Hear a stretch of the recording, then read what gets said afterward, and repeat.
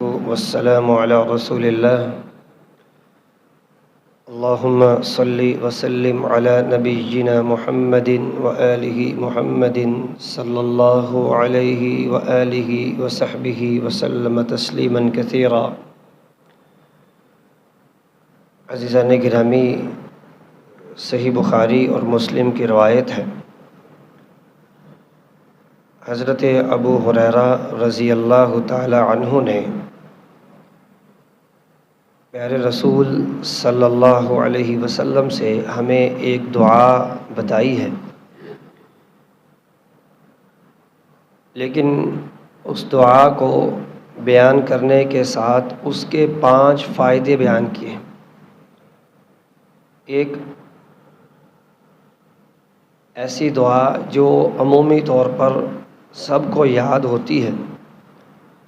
ایسا کلمہ، ایسے الفاظ جو ایک مسلمان کے لیے ایک بنیاد کی حیثیت رکھتے ہیں، لیکن اس دعا کے، اس کلمے کے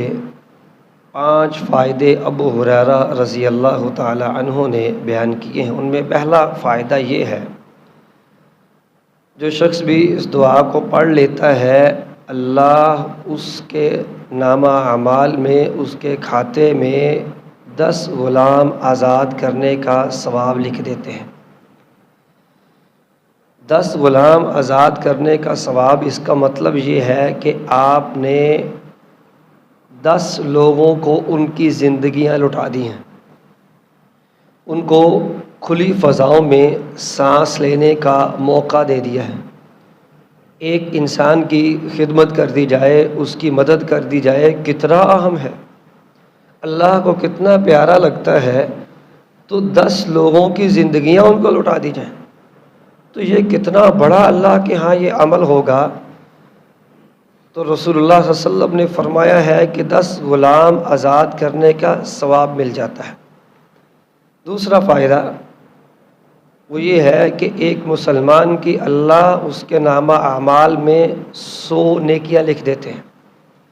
یہ جملہ بڑا آسان سا اور عام فہم سا لگتا ہے، 100 نیکیاں لکھ دیتے ہیں،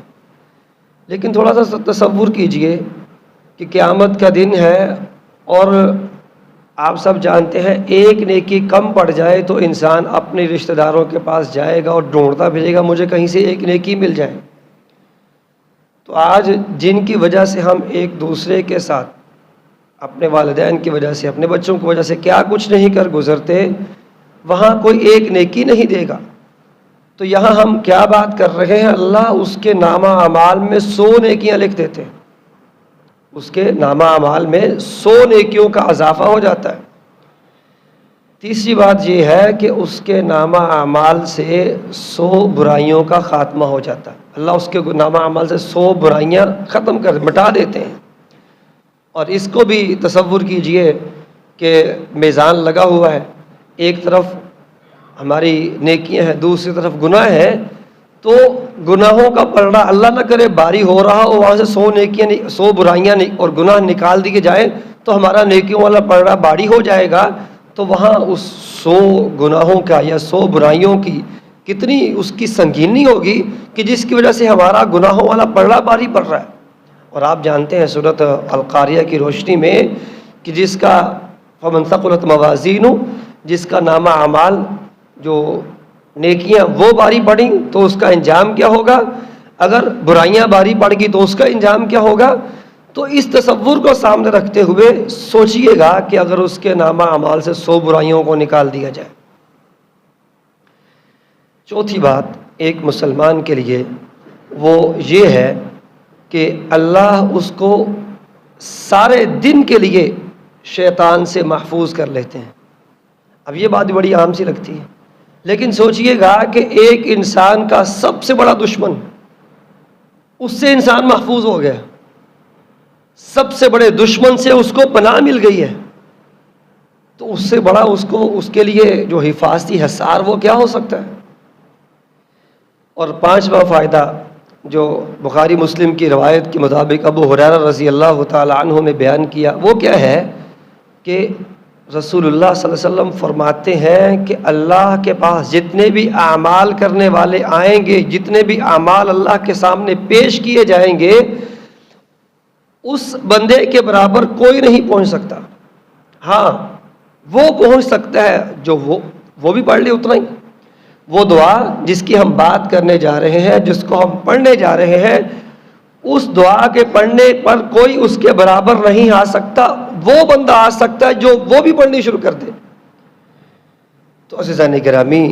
وہ دعا، وہ کلمہ جو رسول اللہ صلی اللہ علیہ وسلم نے بیان فرمایا ہے، آپ صلی اللہ علیہ وسلم نے فرمایا من قال لا الہ الا اللہ وحدہ لا شریک لہ لہ الملک ولہ الحمد وہو علی کل شیء قدیر، جو شخص بھی صبح کے وقت لا الہ الا اللہ وحدہ لا شریک لہ لہ الملک ولہ الحمد وہو علی کل شیء قدیر، یہ کلمہ پڑھ لیتا ہے صبح کے وقت صرف 100 دفعہ، اللہ اس کو یہ 5 کے 5 فائدے جس کو بھی ہم نے ذکر کیا، اللہ اس کو سارے دے دیتے ہیں۔ عزیزان گرامی، یہ کلمہ عام فہم ہے، ہم سب کی زبان پر بڑی آسانی سے جاری ہو سکتا ہے، اور اس کو ہم چلتے پھرتے بھی پڑھ سکتے ہیں۔ آپ فجر کی نماز کے بعد مسجد میں بیٹھ کے پڑھیں، اس کی تو کیا ہی بات ہے، اللہ کرے ہم سب ایسا کر سکیں۔ ورنہ کہیں بھی چلتے پھرتے، کہیں بھی آپ اپنے کام کو، اپنے معاملات کو چلتے پھرتے گھر، مسجد سے گھر جا رہے ہیں، تب بھی کسی وقت بھی اس کو 100 مرتبہ پڑھ لیں، انشاءاللہ یہ سارے کے سارے فائدے اللہ کی توفیق سے اللہ تعالی ہمارے نامہ اعمال میں لکھ دیں گے۔ آخری بات وہ یہ ہے، جیسا بھی ہم نے کہا کہ اس کے جو کلمات ہیں وہ لا الہ الا اللہ وحدہ لا شریک لہ لہ الملک ولہ الحمد وہو علی کل شیء قدیر، یہ کلمات جو صحیح بخاری مسلم میں ہیں، دیگر روایات میں اس میں اضافہ بھی ہو سکتا ہے، لیکن اگر ہم اسی روایت کو لیں تو اس کے کلمات یہی ہیں، لا الہ الا اللہ وحدہ لا شریک لہ لہ الملک ولہ الحمد وہو علی کل شیء قدیر، جس کا معنی ہم سب جانتے ہیں۔ اس معنی کو تصور میں لاتے ہوئے اللہ کی بڑائی اور اس کی وحدانیت کو، اس کی بادشاہی اور اس کی تعریف کو اپنے تصورات میں، اپنے ذہن میں رکھتے ہوئے اس کو پڑھیے، انشاءاللہ ہمارا ایمان بھی تازہ ہوگا اور اس کے ساتھ ساتھ ہمیں یہ فوائد میں ملیں گے۔ اللہ کرے ہم ایسا کر سکیں، ہم اس کو پڑھیں، اپنی زندگی میں اس کو شامل کریں۔ اللہ تعالی ہم سب کا حامی ناصر ہو۔ السلام علیکم ورحمۃ اللہ وبرکاتہ۔